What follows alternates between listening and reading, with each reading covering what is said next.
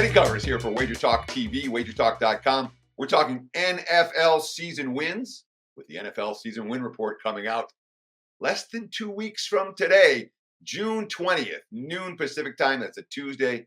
The NFL season win report, 97 and 47 over its 21 years. I think it's a 21-year, 22-year track record. First one was 2001. They've been consistently good, 15 and 4 with the big tickets. And let's talk some NFC West thoughts. I'm going to give you two opinions at the top. We're going to talk about the 49ers and the Seahawks as opinion teams. Then we'll talk about the other two squads, the Rams and the Cardinals as well, not teams that are likely to be included in my win report. So let's start with San Francisco.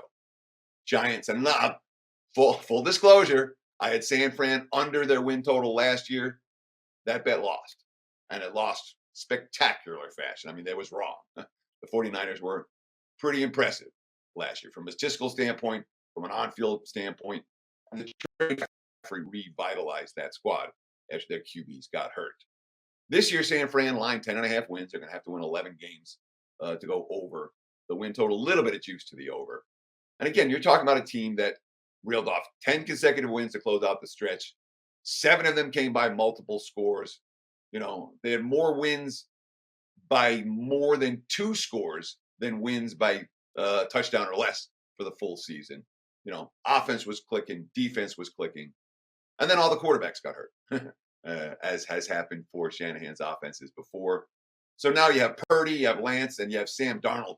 My buddy, by the way, made a bet 300-1 on Sam Darnold to win the NFL MVP. If you're looking for a long shot, he's like, he could win the job in San Fran. San Fran's going to be good. If Darnold is good, he'll get a ton of attention. You don't get live 300-1 shots very often. He thinks Darnold's live. I didn't make that bet, but my friend did. I thought I would tell you about it. But when you're talking about Purdy, Lance, and Darnold, what do you have? Question mark, question mark, question mark. All right.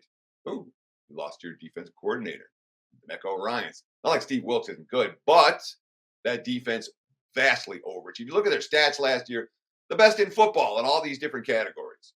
One way to go, down. All right.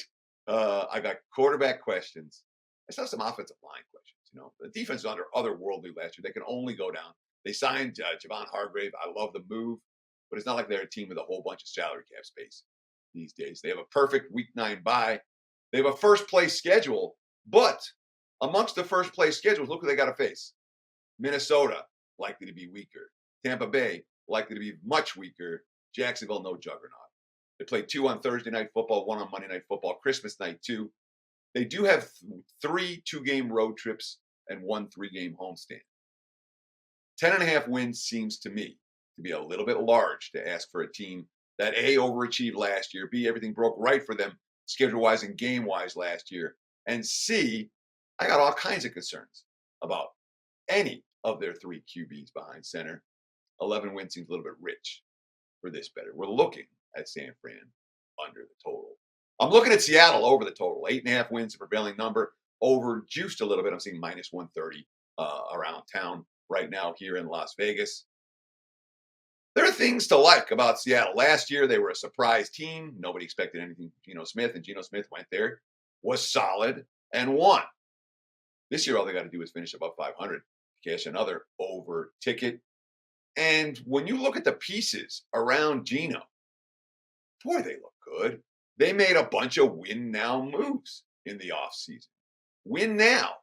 You know, they spent like a team that's poised to make a run, bringing back Bobby Wagner from back in the day, an upgrade, bringing in Evan Brown at center. You know, you'll love the draft class with a pair of first rounders, Devin Witherspoon, and of course, Smith Chiba from Ohio State. This team's pretty good. They do have 4 early start games, East Coast time. Pete Carroll's team has been very good in that role, better than the average team. They do have an early bye in week 5 that isn't great, and they have a tough stretch in December. San Fran, Dallas, San Fran, Philly over a 4-game span. But they got plenty of weak foes. Carolina, Arizona twice, the Rams twice, the Steelers, the Commanders, the Giants, the Titans. These are not elite teams, not any of them.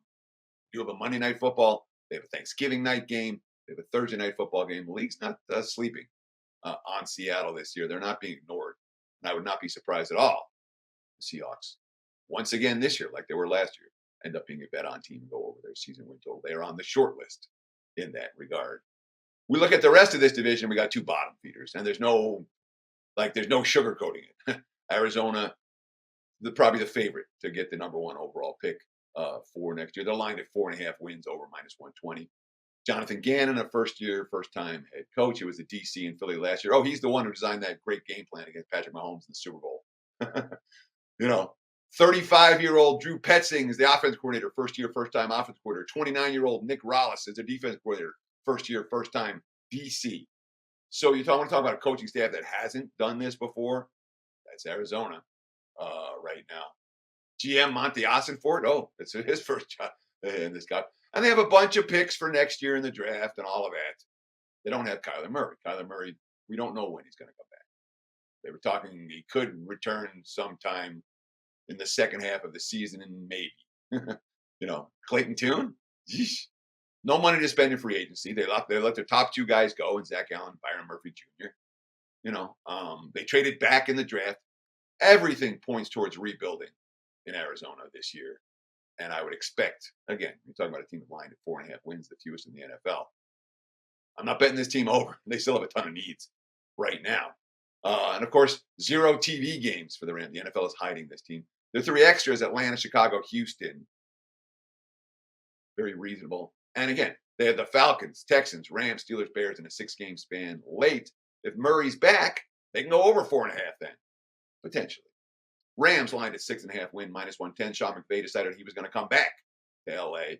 And when he came back, he said, it was important to him to make sure, quote, make a decision that's an alignment for years to come, not an every year type of deal. So McVay's saying, hey, I'm in this for the long term. I'm not going to Fox. I'm going to go be I'm going to stay head coach in LA. They have no salary cap room. They have an aging core. Their starters are fine. Aaron Donald, Matthew Stafford, we know the star powers there. They won a Super Bowl. When you look at their veterans, they're great. Competitive.